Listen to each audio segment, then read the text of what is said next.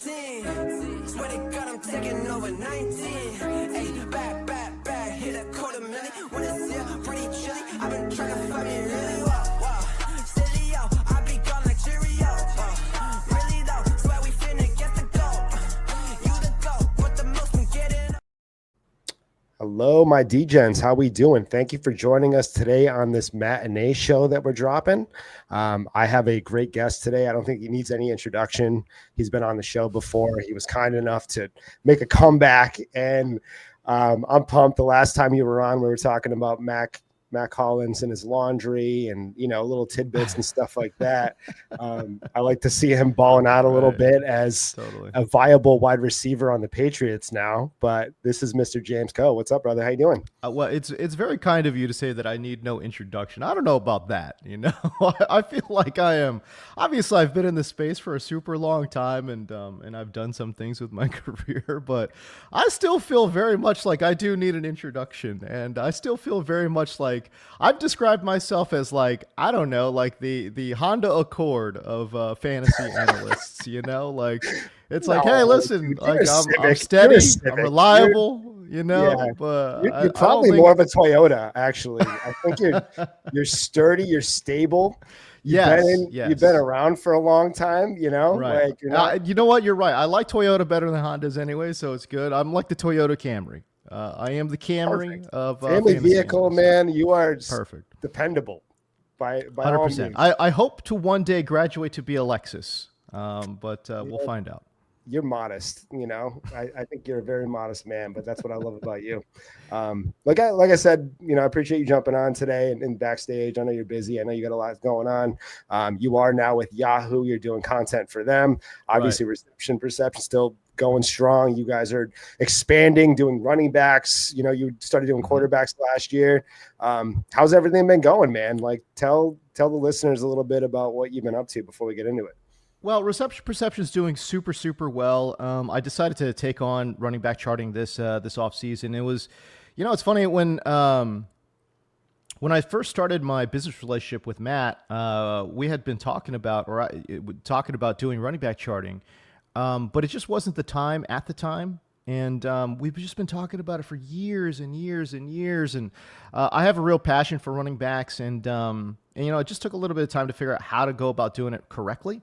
And also our schedules had to align too. So over the last couple of years, though, the business has done really, really well. So we've both paid a lot more attention to it, and yeah, we've been happy with it. But yeah, this past offseason, finally decided to actually sit down and chart running backs, and it's been great. Honestly, it's so much work, bro. But I can't tell you, I feel as if okay, I am doing what I was meant to be doing when I'm charting these running backs. It's a very strange feeling. It's just such a lot of work, but I get a lot out of it, and I really enjoy the process, and I enjoy the work, and then of course I enjoy putting the content out in relation to that too. So no, it's been a lot of work, but it's been a lot of fun. So if you guys want to check out, look, we try to apply the same principles of player independent, scheme independent, thought process behind what we do for wide receivers, or what Matt does behind wide receivers. That's what we try to do for running backs. We try to isolate running back play as well as we can. Obviously, offensive line play is tied into running back play. Quarterback play can be tied into running back play too. But as best as we can, we isolate running back play, and I think we've done a pretty good job with that. Yeah, I love the charting that you do, and I'm glad that to hear that you actually enjoy doing it. I don't know how that really came about, but I didn't know that you were such a big running back guru at this point. I think that I always associate you with wide receivers, and I apologize. I'm not familiar with your game, I guess. I feel like that's on me because, I'm doing a wide receiver show right now, and probably could have done a running back show and promoted the new charting that you guys are running out right now. But the show sheet's already done, so we're committed at this point. We're going to move forward. No, hey, listen, I don't blame you, because a lot of what I do with Reception Perception is obviously try to support Matt. In everything that he does. The podcast is built around him. The website is built around him. Everything is built around Matt.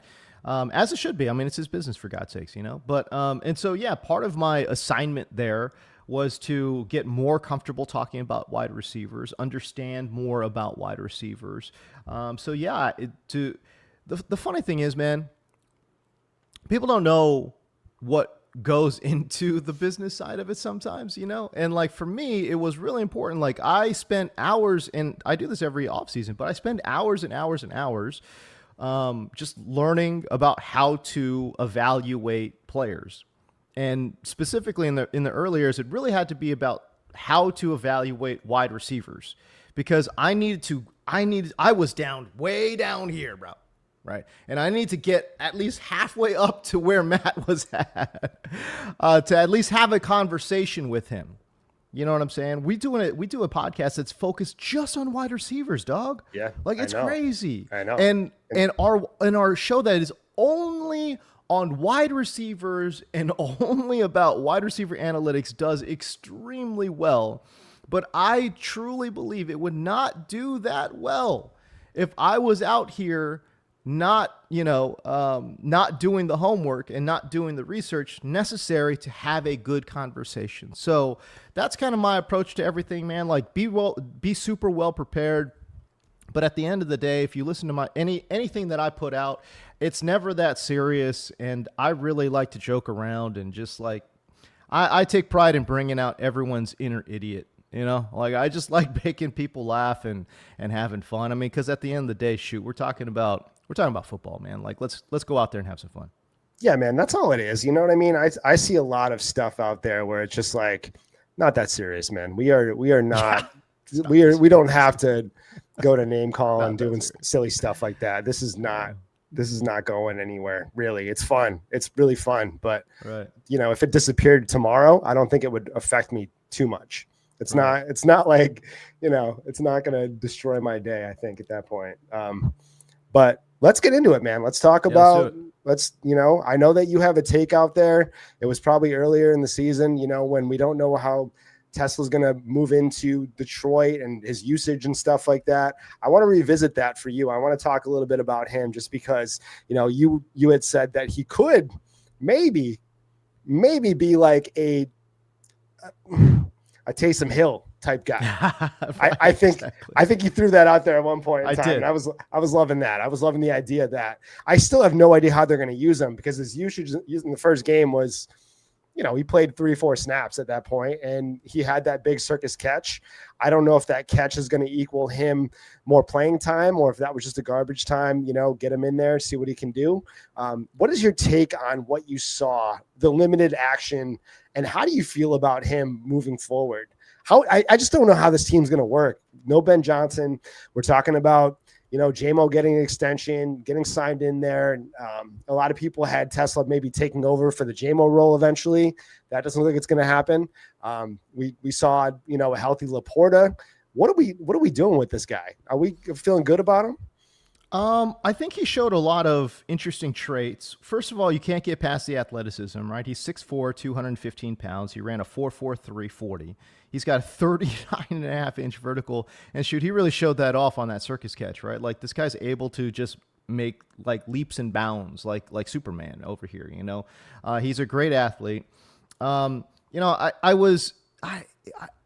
not saying that I was like fully joking, but I was like 60% joking in regards to my Taysom Hill comparison. But I think he reminds me a lot more of like a Matt Jones, I guess, like former Jacksonville Jaguars wide receiver Matt Jones. Just a hyper athletic guy. I think he's still pretty raw as a wide receiver. He only played, as you mentioned, 3 snaps at wide receiver, and he gave them 9 special team snaps, right? So when you look at that disparity of like, okay, the guy's playing 9 special team snaps and just 3 wide receiver snaps, clearly the team still sees him primarily as a developmental player. And while he is developing, he can also play on special teams. That being said, there were certain things in his profile, his reception perception profile, that were really, really interesting. Like he was a really good zone beater. Right. If you're familiar with reception perception, there are certain benchmarks that you want to clear. 70% success rate versus man, 80% success rate versus zone. And he was, 66 versus man, which is It's not great. Yeah. But we're inching up there. But 81% success rate versus zone, so he cleared that benchmark versus zone coverage. And anytime you've got an athlete like this, dude. The funny thing is he's a lot like JMO. Get this guy moving horizontally away from defenses, and see what he can do. But I actually also think that he's a better vertical threat than Jamison Williams. When somebody is skinny and fast, people think, all right, this guy's going to be great vertically. And to me, I just don't think JMO's very good vertically, right? Like, he gets pushed off his spot a lot, and he's just not a physical receiver, period. He is very much a finesse receiver. TeSlaa or TeSlaa? Nah, this guy's physical. He can win downfield, and again, in contested catch situations, I like what I saw. So I think he's actually a better vertical threat than JMO, while also giving you some of that, horizontal versatility as well. He's a very interesting player. But listen, at the end of the day, you do have to scheme up plays for this guy. It's not like you could just drop this guy in and say, all right, we want you to go play flanker, X, or slot and just run that full route tree. He is 100% not there. But he does have some tools and some skills that would, I think, translate to any good NFL offense. And I think the Detroit Lions, I know they didn't show it week 1, but I think the Lions do have a pretty good offense. Yeah. I mean, I think that this was a big overreaction. I just did an overreaction podcast 2 days ago where, I think the entire offense, it's probably a little, a big time overreaction when it comes to possibly Ben Johnson having this kind of effect. I mean, a lot of this, you can chalk it up to Goff on the road in outdoor game. And then there's, just adjustments. There's going to be adjustments. There's going to be nerves. There's going to be issues internally that they're going to have to work out. But I mean, I would love to see some manufactured touches. Some you said that he's probably a better vertical threat than JMO. I mean, I'd love to see some of that JMO usage for him coming out of the backfield, doing certain things. He's got that athleticism. He's got that speed. As a player, I think that they're going to have to get fancy with, unless they're running 3 wide sets, full go all the time. I don't know where they use him. I just think he's not going to be, a regular guy you're going to see as far as fantasy value goes this year. Do you see any, unless there's an injury or anything, like, is he somebody that you could see have a steady role? No, not really. I think he's more of a, trick play, scheme up play type of player. Unfortunately for Detroit, they have 2 of those guys. I think Jamison Williams is also that guy. I think they do have to scheme up touches for him. And that was my big concern with JMO Williams, and a big reason why in fantasy football I wanted absolutely nothing to do with JMO, right, was the fact that Ben Johnson did such a great job finding areas for him to succeed and putting him in spots to succeed. It's far too often, and it's commonplace, man. Like, I'm not trying to criticize any offensive coordinator, because obviously they know way more about the game than I ever will. But it's far too often where OCs basically are like, all right, well, here's my system. You need to fit into my system. And if you don't, then you're out. And I don't know what it's going to look like there in Detroit with John Morton, but we do know that Ben Johnson, that was just not the case. Ben Johnson was like, all right, let me look at my guys. Let me see what they do well. And then let me drop some plays. And that's what they did. They knew that Jared Goff was good at throwing in-breakers. All right, let's throw a bunch of in-breakers. Yeah. But let's figure out how to get these guys open on in-breakers, right? And so that's what they do, man. I mean, Amon-Ra St. Brown is their movable chess piece. He plays everywhere. It would shock some listeners, I think, to know that he played more snaps outside, lined up outside, than he did inside last year. That's shocking. You think about Amon-Ra St. Brown as this like pure slot player. No, dude, he played more than 50% of his snaps lined up as an outside flanker. That's wild. But that's Ben Johnson. That is Ben Johnson. So yeah, without Ben Johnson there, I don't have a ton of faith in Jamison Williams to just be like an every down player that could just get open on his own. But we'll see. I mean, I'm sure John Morton has picked up a ton of stuff from Ben Johnson. But at the end of the day, it is, he's going to have his own imprint and own mark on the offense. And I do wonder if week one was, hopefully that's not what we will see in future weeks. And hopefully we will see a little bit more Ben Johnson concepts in terms of like stacking players and like creating layers and like in-breakers, good in-breaking routes and stuff like that. I don't know. Hopefully we'll see that in week two at home and moving forward. Yeah, there was no nuance to the game there. It was very, the game script was not in their favor, but that was really mostly to do with the offense not being able to get any movement at the same time. Defense is fine, but yeah, it was disappointing. I mean, I'm getting the feeling that you might think in the future TeSlaa might be what Jamison Williams is hoped and dreamed to be. As far as their outlook goes, you could possibly see a world where JMO is underneath him usage wise. I don't know what the work ethic is like for Isaac TeSlaa. I don't know what the player development side is like for any particular team. Detroit. I mean, obviously we know Amon-Ra St. Brown is one of the hardest workers in the NFL. Everyone says this, and blah. We've seen it from kind of behind the scenes type of footage that we've seen. Guy's obsessed with working out. I don't know what it's like for Isaac TeSlaa. So if he gets in there and really works on his craft, because again, he's so new to the game too, he's so new to this position, I should say. He's so new, like he was a quarterback in high school, man. I think that he's very new to this position.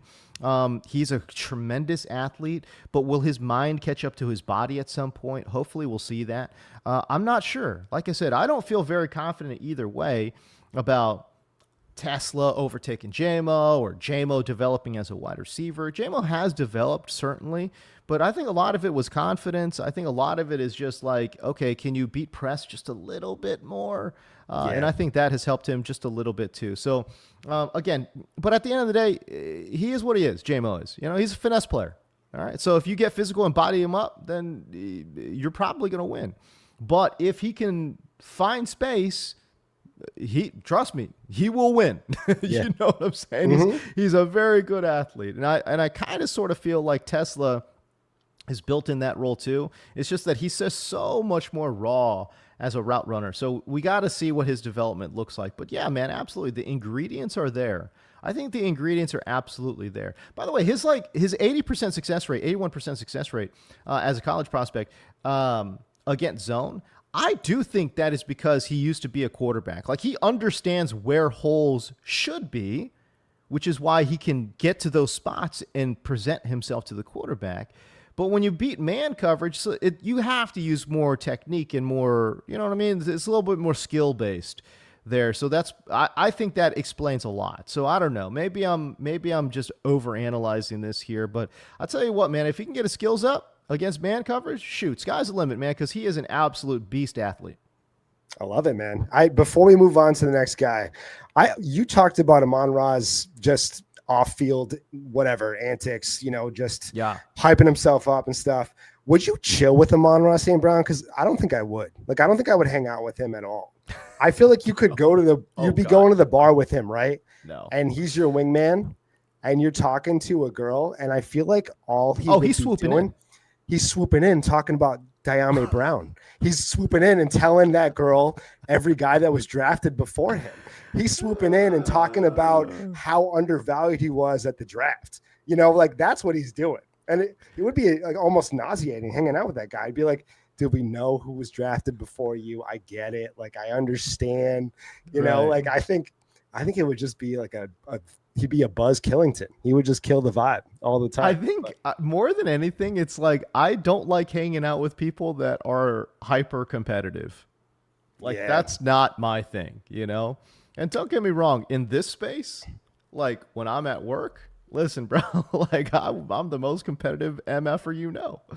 But listen to me now, man. Like when I'm just chilling, dude, I don't need to be competing with you at darts. I don't need to be competing with you in pool. Let me just let me just grab my pint and hang out and chill. We could talk about Even various bros, things. they'll make it like how many beers you had. Like, oh, You bro, know, you're on the like second I don't beer need right that. now. Like, what are you I don't doing? I'm need like, that. I got kids at home, brother. Like, Dude, leave me alone. exactly. Like, exactly. I don't need that right now. I gotta drive my car later. Like, relax. All right, man. Let's go to the next guy I have on the list right here, and that's Mr. Elic Ayomanor. I don't know how you felt about him pre-draft, and obviously we saw him drop quite a bit in the actual draft process. Yeah. Somebody that before the draft, I was, I let the NFL dictate my emotions a little too much, but we're looking at his usage in this first game, and I'm floored. I'm loving it. I'm loving the usage. I'm loving the fact that, he was going up against the, some ghost in there. Who do they have? They have Lockett, right? Lockett in there that he had to beat out. And, but I mean, 25% target share, 48.5 air yard share, 36.8 first read share. Do these numbers mean something to you? I mean, more than I would just say the team being desperate for pass catchers, or, did you get to see any of his film? Do you have any type of take on his overall outlook for the year, because I think they're going to be thirsty for makers when it comes to Cam Ward. And I loved what I saw, even though there wasn't a lot of production coming out of that. Yeah, the offense there in Tennessee is a little bit. It's very much a work in progress, obviously, and there was a lot of different plays where you could tell the team was just not on the same page. First of all, that's coaching. I don't know. Like I'm not 100% sure they've got the right guys in place, but there was just too many miscommunications. And by the way, that goes back to last year. And last year we just said, okay, oh well, it's Will Levis, it's the Mayo King. He doesn't know what he's doing out there, so obviously it's his problem. Okay. Well, dude, we just got the number 1 overall draft pick in here, Cam Ward. Like, okay, so now you're telling me between two quarterbacks, it's still the same. It's still a quarterback issue. I don't think so. I think definitely it is a coaching issue. There's a lot of miscommunications. Guys are not on the same page. I mean, shoot, there was a play where Cam Ward's trying to throw a screen pass to a wide receiver, and every single wide receiver who was out there is blocking. Yeah, no one's looking to catch the ball, right? Like, wait. Hold up. That right there, trust me, that's not a player issue. That's a coaching issue. Why aren't these guys prepped and ready to go? So I've got some serious concerns about the Tennessee offense moving forward, just based off of 1 week, and it's fine. Like I'm fine to just go there, man. Like hopefully they can develop, and hopefully, maybe they strip down the playbook and they take some, heat off of everyone involved, whether it's the coordinators, the quarterback, or the wide receivers. But when we're talking about just Elic Ayomanor in a bubble, I thought, he obviously tested well, right? He's 6'2", 206 pounds. He ran a 4.44. That's good. 38.5-inch vertical. That's pretty good. And so, yeah, I would say from an athletic standpoint, he's pretty good, right? The only problem for me is that when I watched him play at Stanford, I did not see any explosiveness. I don't want to say any, but it's like those athletic measurements certainly did not show when he was on the football field, would be my point. So again, saying he didn't have any athleticism on the football, that's an overstatement. But I'm just saying, like, the athletic traits that he showed at the combine, I think did not show at all on the football field. That's a problem to me. I didn't see a lot of quick twitch. I didn't see a lot of suddenness in his game. And again, I also didn't see a guy that was like, oh my God, we have to throw this. Like if we're in trouble, we could throw this guy a jump ball and he's going to go. Well, actually, a jump ball is probably not, because he actually was good at jump balls. But he was tight window contested catch. I don't think so. Right? Like, not all contested catch targets are the same.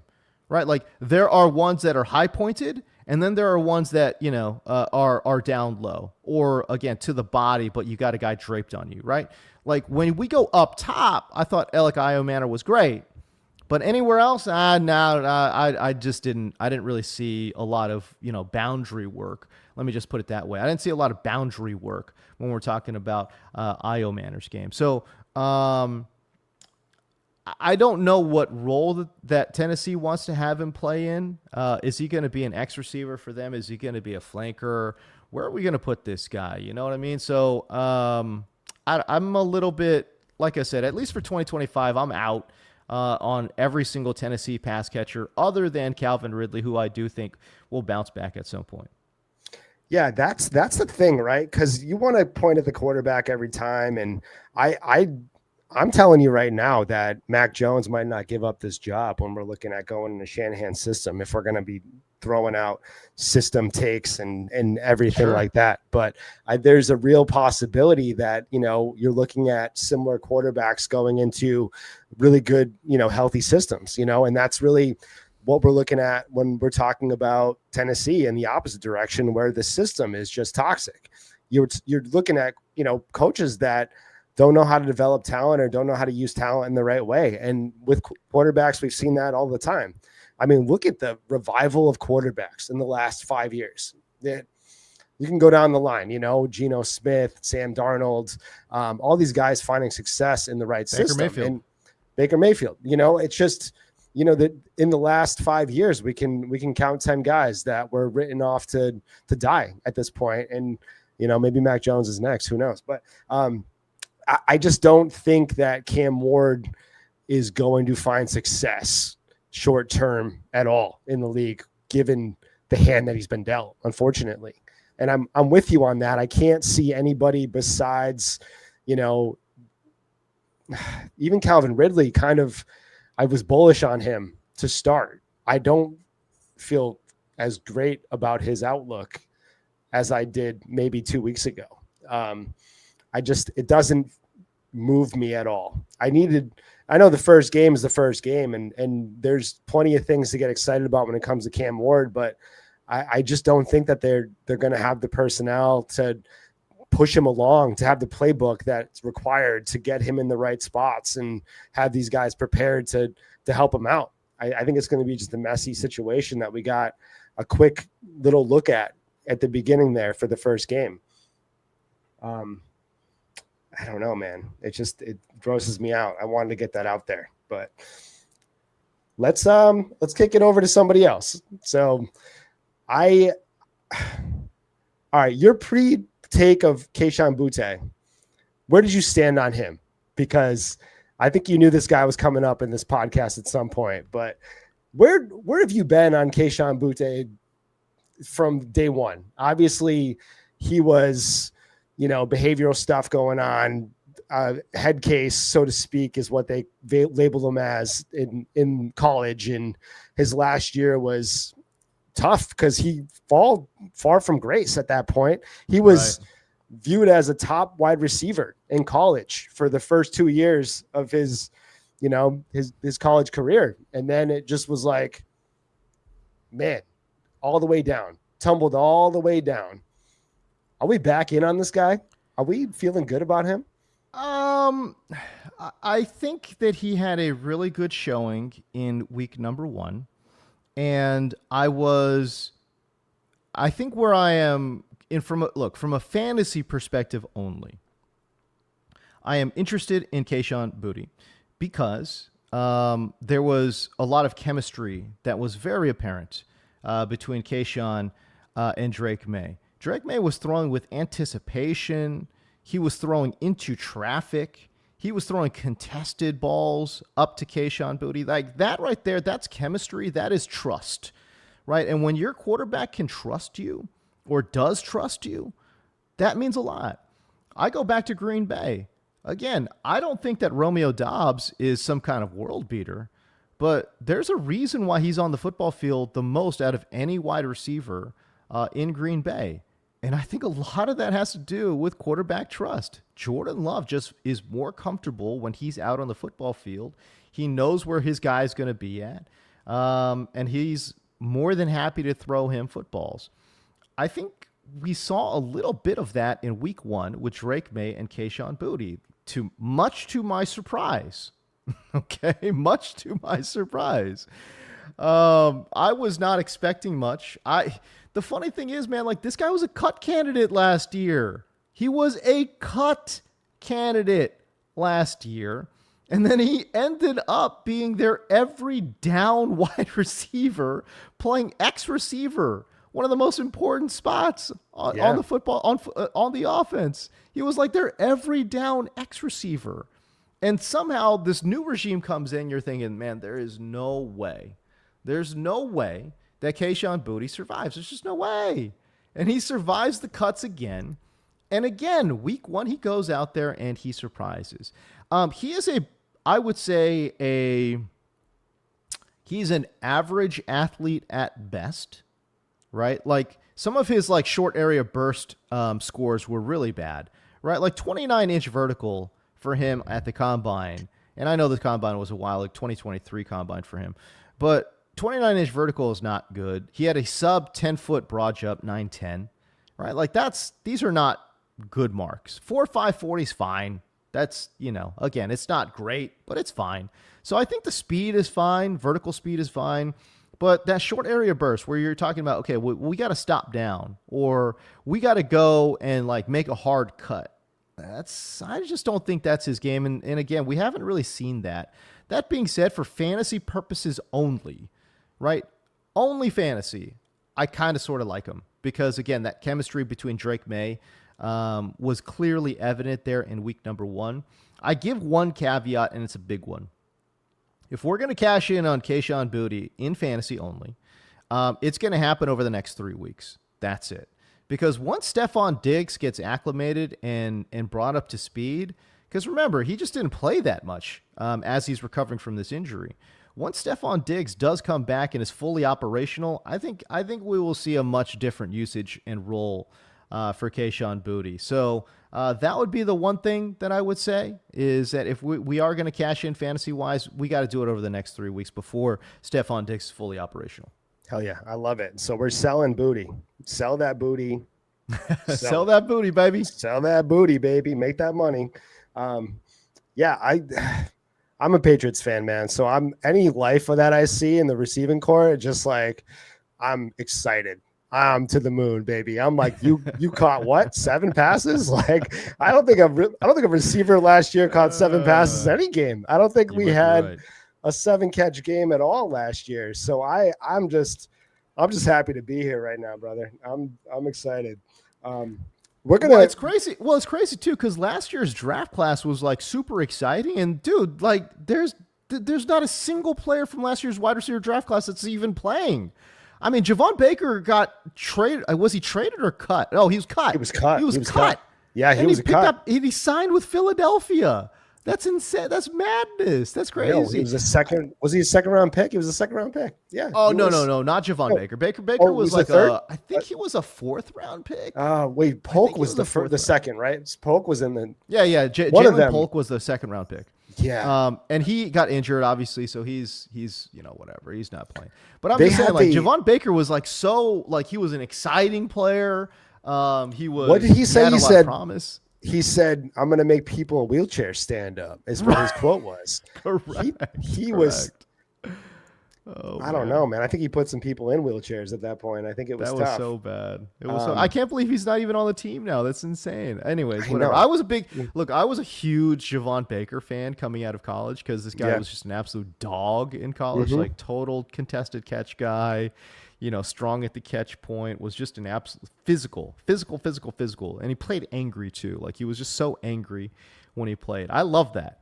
I love that from a wide receiver. But I just think last year the team never gave him a chance. And obviously they decided to cut him this year and they thought they could sign him back to the practice squad and they were incorrect. Philadelphia claimed him and he ended up signing over there. So I don't know, man. And then he just goes to die in Philly, Yeah, I know. It's like promising players. Bro, like, first of all, if you're Javon Baker's agents, like, what are you guys doing? Like, why would you send him to a team that's got A.J. Brown, Devontae Smith, and by the way, they also have a former first-round draft pick in Jahan Dotson, who is a third wheel on that offense. Like, bro, at that point, he's never getting on the football field. Like, what? Like, pick a team.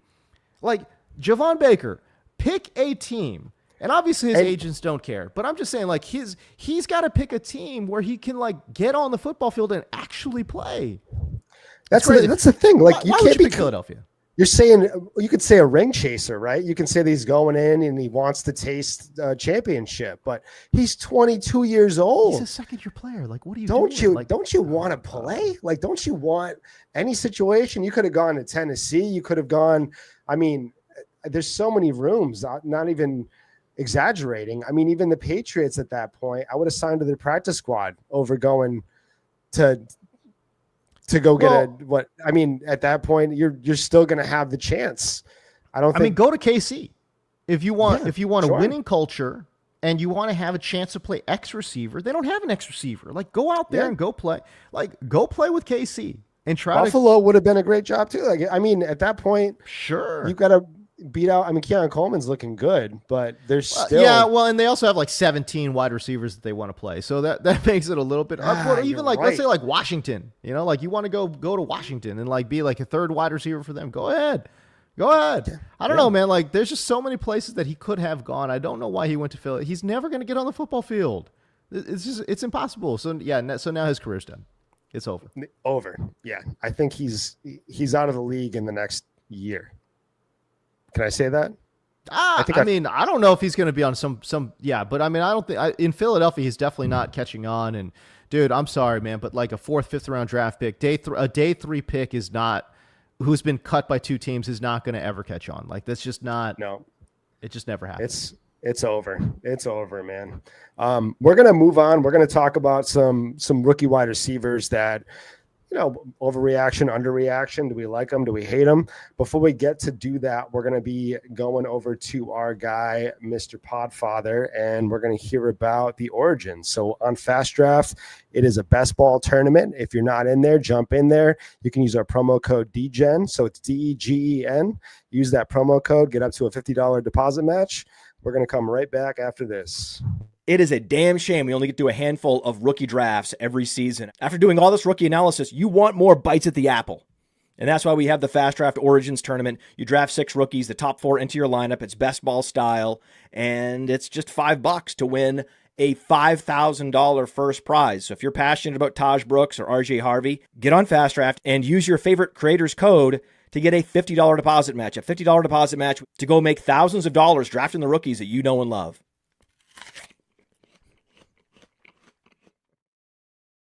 That apple gets me every time, man. So go over to FastDraft, drop our promo code DGen, get that deposit match, and make some money, baby. Make some in-season money that you can just play around with, take out, use, whatever you want to do.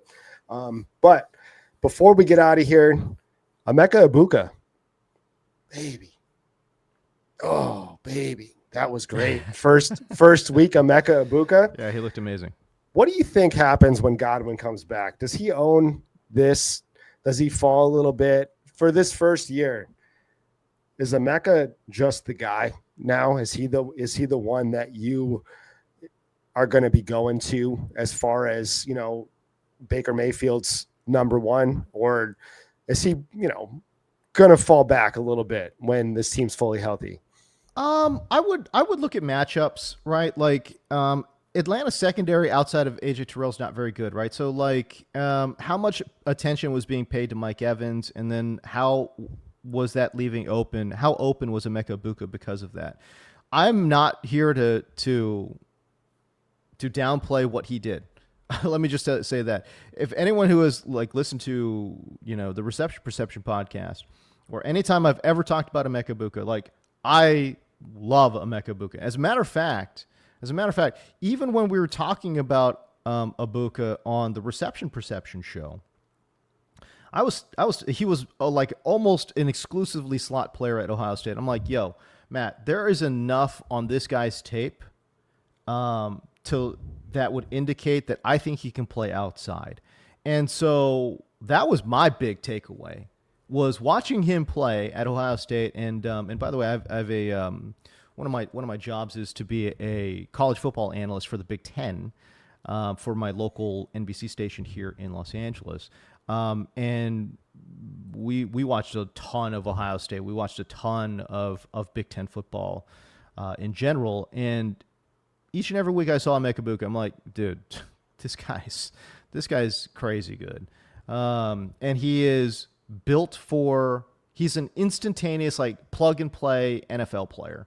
I don't know what his ceiling is. I don't think he's ever going to be, like, the Justin Jeffersons or hell, I don't even think he'll be Amon-Ra St. Brown, because that's just a different animal beast we're talking about. But I do think Emeka Egbuka is a plug-and-play NFL starter and will always have a role for, like, the next 10 years. That's just the kind of player that he is. And when I watched him at Ohio State, man, like I said, I saw enough on his tape to say, man, this guy could absolutely play outside. Whether we're talking X or flanker, I don't care. I think he can play all three receiver spots. He's going to have position versatility. And we saw that. We saw that there in week number 1, where he did play outside. And as a matter of fact, both his touches came when he was lined up as an outside wide receiver. So that stuff is very, very, very important in terms of early season success. And I think we saw that with Egbuka. He's a super twitchy player, explosive athlete, man. And yeah, you know, is he the best rookie wide receiver in this class? Well, listen, I really liked what I saw from Tet McMillan, and I thought Travis Hunter was as good as advertised too. So I wouldn't go so far as to say, is he the best in the class right this second? But again, fantasy only. Yeah, I think he'll be the most productive wide receiver among all the rookies in this class, at least for year number 1.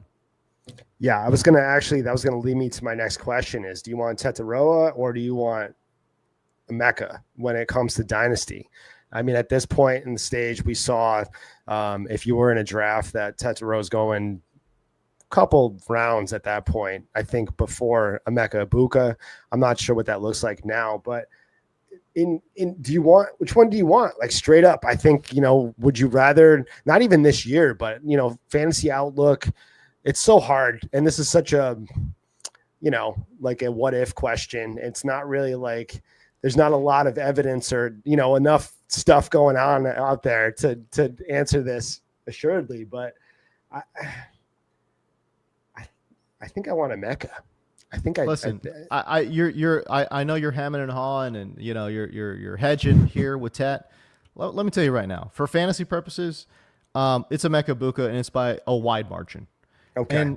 And let me just tell you, like, for fantasy only, like when I watched Tet play, I thought he did stuff on the football field that I did not think that he could do. Right? Like his effectiveness in the intermediate area of the field was extremely good, right? And his ability to stop really, really, like, come back to the quarterback, like literally running comeback routes, like extremely good. He was as good as advertised in contested catch, all that stuff. I think from a real life perspective, it's probably more valuable to have Tet McMillan, because in today's NFL, it is extremely hard to find a good X receiver. I mean, go through all 32 teams, man. Like, I would say 20 of them need an X receiver. Like, that's how in demand a constant, like, actually good X receiver is in the NFL. It's hard. It is really, really difficult. Okay, so from a real life perspective, I want Tet. From a fantasy perspective, it's not close. It is Emeka Egbuka, and it's because of the quarterback, right? Like, I'm sorry, but Bryce Young in the second half of week 1 looked like year 1 Bryce Young.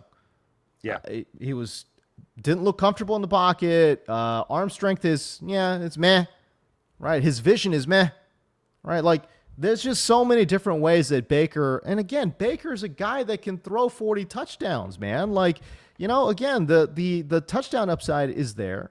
And don't make it sound like Baker's a bum. I mean, shoot, Baker has had multiple seasons of 4,000 plus yards, right? Like, he's proven it again and again and again. Now, I'm not saying he's the best either, but he's at least shown that he has that ability in him to go for 4,000 yards, to throw for 40 touchdowns. Yes, he can do that, right? So, when we're talking about that, I don't think there's any question. Like, let me have a piece of that offense versus a piece of what Carolina is showing with Bryce Young. Bryce Young has the crazy thing is, Bryce Young has a long way to go to be freaking Baker Mayfield. Like, Yes. that's what's so crazy. Imagine saying that even Yeah, 3 years ago, you know, at that point. Exactly. Yeah. He's got a Life long comes way to at you go. fast. Life He's comes got a at you long way to go fast, to baby. even be like a league average quarterback. Does Bryce I know. Young? Like And so even for like that a reason, Jared Goff or like one of those. oh my God, he's game so far away manager from Jared. type, Yeah, he's know? so far away from Jared Goff. It's like it's not even funny. You know, I mean, shoot, at this point, golly, after week 1, Daniel Jones. I'm like, shoot, give me Daniel Jones right now in that Carolina. Like, if they were to swap teams, Daniel Jones and Bryce Young, who's doing better? Tell me it's not Bryce, or tell me it's not Daniel Jones, bro. It's always Daniel Jones. Daniel Jones is another get him out of the system and see what he can do kind of guy at this point, So, you know? I don't know. So yeah, for fantasy, man, like, let me get the guy that's in a much better offense. And again, by the way, even if we're talking dynasty here, right? So multiple years. So like, let's say we just project out and say, all right, in 2 years, Bryce Young will be better than Baker Mayfield. I think that's a fair projection. In 2 years from now, Yeah. maybe. What's Baker? 29? Baker's 29, I 30? think he's like 29. Yeah, something like that, right? So like, let's say in 2 years when Baker's a little bit older and Bryce is in his prime, okay, maybe he's better than Baker Mayfield. I can buy that argument. But man, even in Dynasty, are you really wanting to wait that damn long for a prospect to come through? I don't think so, man. At like this rate, I don't trust the league to last that long. I don't know. Out here, it's very volatile. It's very up and down. I don't. Yeah, exactly. You can't even play in 3-4 year windows anymore because I have no idea. I don't know though. It's just too many redraft brains going on in Dynasty at this point. It's very like cut and dry. I want it this year or I don't want it at all kind of thing. But right. before we get out of here, man, I know that we both saw Marvin Harrison Jr. have a really good game. Were you in on Marvin Harrison Jr. having a breakout this year? I know that it's tough. A lot of people still have the Kyler brain, and it's valid. It's understandable. You know, we're talking about a undependable quarterback, somebody that, you know, can't really throw on the outside very well, is dependent on the middle of the field. And we didn't really see the usage that we needed to see from Marvin Harrison Jr. rookie year, even though he had success. He had a pretty good year when all said and done. We're talking about a rookie wide receiver. Do you see him making the jump this year? Or was that just kind of man, that was a nice game by Kyler and it's not going to stay? Yeah, I don't have a lot of faith in Arizona. I just don't. I think Drew Petzing has like an old school throwback offense. I don't think that he needs to modernize his offense. He didn't do that. They changed some things up in week number 1, so maybe there's some hope there. But again, last year from what I saw, I thought Arizona ran a really old school offense, a lot of vertical. You know, I just didn't see a lot of like in breaking stuff. I didn't see. I mean, you talk about Kyler throwing to the middle of the field. Yeah, maybe deep middle, like post routes. But like when we're talking about just like a simple 15-yard dig route, nah, he's not throwing that. You know, like Kyler's just not. The problem with Kyler right now is that he's got all the arm talent in the world, but dude, he literally can't see over the offensive line, right? So like those throws where it's like 15 yards and in, those are like literally physically hard for him to see, right? So he just doesn't throw those, right? So, and the funny thing is that Marvin Harrison is great at those routes. Yeah. He's awesome at those routes. I know. It's just a bad fit, man. It's just a bad fit. It's a bad wide receiver quarterback fit. And by the way, Arizona shockingly did absolutely nothing to improve their offense. Nothing. I know they need to improve their defense. I get it. But throw a bone at the offense, man. Like they did literally nothing. It's the exact same crew with the exact same offensive coordinator that it was last year. I guess they thought that, hey, if Marvin Harrison puts on 10 to 15 pounds of muscle, everything is fixed. I guess that was their thought because that's literally the only thing that changed. It's all the same stuff, man. It's Trey McBride. It's James Conner. It's Marvin Harrison. They didn't add a second wide receiver. They didn't add another tight end. They didn't add another running back. It's still Trey Benson as a backup. Like, it's the exact same crew from 2024. And the funny thing is, like, how do they define insanity? Like, you're going to do the exact same thing and expect different results, bro. Like, no. So I'm not an insane person. I'm not insane. So let me tell you, when you throw out the exact same thing, I am not expecting different results. Last year, the offense sucked. Great. I think in 2025, this year, the offense is going to suck because they've done nothing to change it. It's going to suck.